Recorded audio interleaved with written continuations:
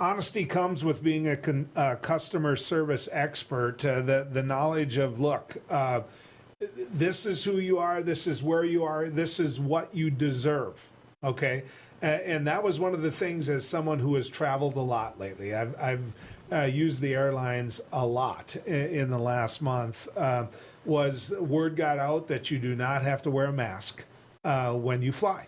In the airport itself, nor on the plane. Sarah Buxbaum is just what I described, a customer service expert, and she's willing to spend some of her time with us. Sarah, good to have you coming down the road with us. Thank you so much for having me. Okay, so, it's still there. Everyone knows that COVID's still there, even though, Sarah, I'm just going to be upfront with you. I can go days without even thinking about it. I've been vaccinated. My family's been vaccinated. There is no one in my life that's in the hospital anymore. I've lost over, I think it was 12 people in my life to COVID. So that chapter seems to have passed. And when I flew, it just seemed like, why am I still wearing a mask? And yet other people that I'm flying with say, oh no, you should wear a mask. And so from a customer standpoint, there's this huge difference. And I'm curious what you think about that. Yeah, I mean, I agree with you. I think it was a very real problem, and we made it through. And I think now it is time to celebrate everything that we've been through and get back in the world. In Tennessee, people haven't been wearing masks for a while. And so every time I would fly back to California or fly somewhere else and putting the mask back on, it's kind of just like, oh, I've been, for the last 6 months, not really wearing it. So I am so excited. I think it's going to relieve a ton of tension in the airports. Or there's going to be a lot of more people mad because they think it'll be a thing. So I haven't actually flown yet without the mask. Next week will be my first trip, so I'm really excited to just be free again. You know what I noticed was the airline industry itself was ready for this. They were frustrated. They thought that it went on too long. When the flight attendants would take to the mic and talk to you about safety and some other issues, they pointed out that you had to wear the mask, and the mask had to be above your nose. And they also, every time I flew, pointed out that they didn't like it either.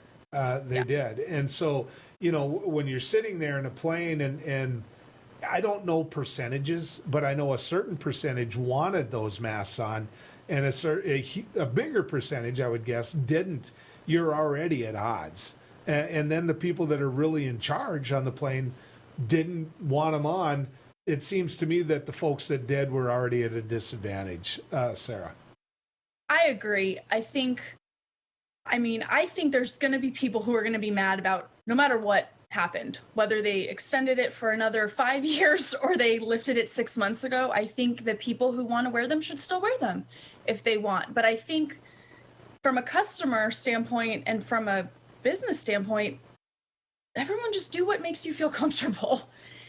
Stop yelling at other people for not wearing it or wearing it, or just, if you're comfortable without it, great. And if you aren't comfortable, then keep it on. But I agree with you. The more I fly, the more people I see, constantly eating, so they don't have to put it on, or sipping on their drink, so they don't have to put it back on. And I've been flying since the day the lockdown started. I was in Dallas when the whole thing started 2.5 years ago. And so I've seen it all the way from people wiping down every surface on the airplane to let's just kind of hold it and put our snacks in. And so I think we've evolved. I think it's time. I manage, a staff of, at any given time, anywhere from 40 to 50 people. And what I learned was there were people on my staff that were very, very serious about it, and they expected everyone else to be very serious about it. And of course, I work in this industry where I'm sitting in front of a mic, and we're all collectively using studios, those types of things. And so it caused trouble there. It really did. And in the early days, it was like, you're the one that brought COVID into this building, type of an attitude. And I think one of the most interesting Sarah, was the fact that, we had the two individuals that I worked with that were probably the most adamant about being protected when it came to COVID were the two individuals that first contracted it on the staff. And so that makes it so that the rest of the people are like, see, told you, you can't stop it type of a thing. And so it whether you call it customer service or whether you call it worker relations or whether whatever you do with that affects or it affected the attitude in the workplace, which had to affect the customer themselves. When you walk into a room and there's that type of tension, when you're looking for a service or a good from that individual or that worker. Yeah, I think it's really divided a lot of people. I try to not really judge anyone based on their decision, but I have seen that a lot of people don't really feel like that. And I'm seeing a lot more, whether it's employees or customers, everyone feels that their way is the right way and it should be the only way. And it's creating a lot of animosity. As much as I hope that this mandate being lifted makes everyone a little bit nicer and just everyone just takes a deep breath. I'm very interested to see how it goes next week when I fly, because I've seen at least 10 people kicked off of airplanes in the last 2 years, whether it was pro-mask or anti-mask. And then then the flight attendants get stressed, and then the other flyers get stressed, and then it's so stressful for everybody. Yeah. And I don't really know what the right answer is. I just think that do what makes you feel comfortable, and at some point, just everyone needs to stop telling other people what to do. That's, I think, where a lot of the animosity is coming from. Yeah.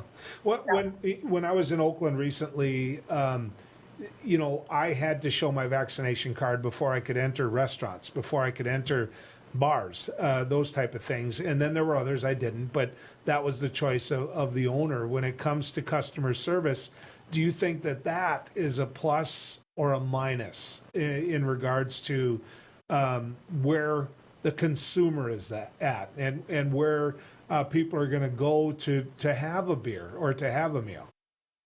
I think it should be up to the business owner, but I don't think it should be to me, that's just setting the tone right away of a controlled experience.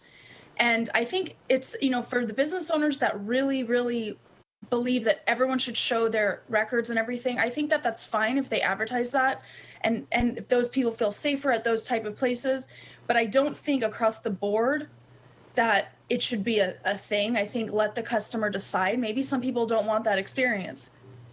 So maybe somebody wants to go to a bar that requires a vaccine card and maybe some don't. And I think business owners can maybe put that into their marketing versus their confrontation at the door and surprising people when they get there. Because I think that's where a lot of the tension is they don't know what to expect. Do you think the consumer themselves that has been vaccinated, for example, and that feels, you talked about celebrate, I talk about reward or benefit or those type of things for that individual. Do you think that they would be willing to accept in the marketplace, in that arena of public service, they'd be willing to accept having to go back if a new variant required it to be a stricter mandate or protocol? I think it would be split. I've seen both sides pretty evenly. I know a lot of people who would love that, who would love to know that the table was right down, between every single person, better than it ever has before, and that all your boosters were shown. And I think a lot of consumers would really like that, but I know a lot of consumers wouldn't like that. So I think as the new variants come and everything, I don't know. I kind of hope that we've all proven that it was a really serious thing, and I think the hospitality industry, customer service, everything we have to be cleaner now. We have to pay attention to what the customer wants. And if the customers want a place that they feel safer, whatever that looks like for them, then I think that's when we're going to start seeing the divide in in businesses. Yeah. Because I've seen both. I've seen business owners post, we will only let you in if you're vaccinated. And then I have seen business owners post that we don't want to see your vaccine card. And if you want to show it to us, we don't want to see it. Yeah. So Sarah, let's have a conversation another day as well about, customer service in regards to, that business place that can't find the help it needs to make the customer happy or provide that service if we can. But thank you. Thank you for coming on, and thanks for sharing when it comes to what's happening with the airlines.